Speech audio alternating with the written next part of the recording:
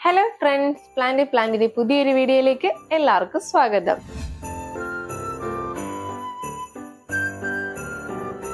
ഇന്നത്തേതും Christmas special video ആണ്.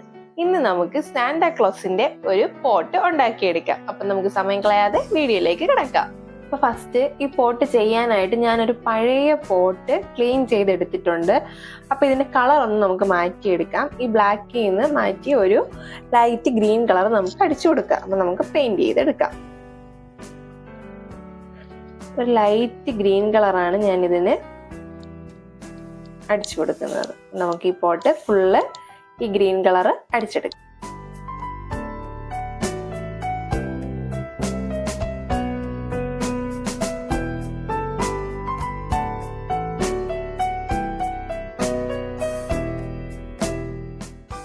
അപ്പൊ ഇതാ പോട്ട് നമ്മൾ 2 കോട്ട് പെയിന്റ് അടിച്ചെടുത്തിട്ടുണ്ട്.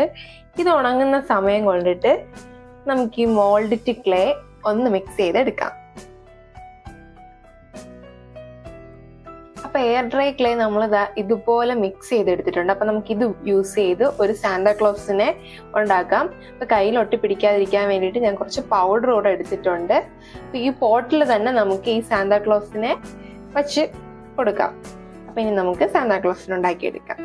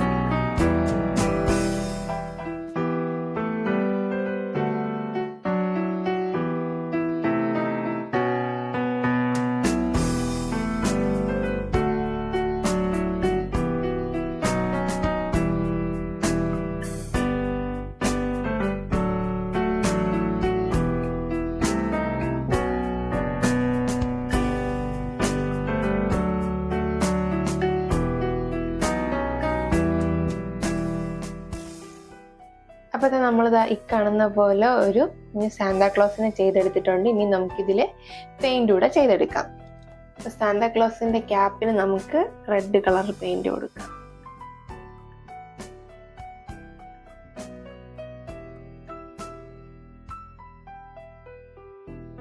സാന്റാക്ലോസിന്റെ ഈ തൊപ്പിയിലുള്ള ഫ്ലവറിന് നമുക്ക് റെഡ് കളർ പെയിന്റ് ചെയ്ത് കൊടുക്കാം.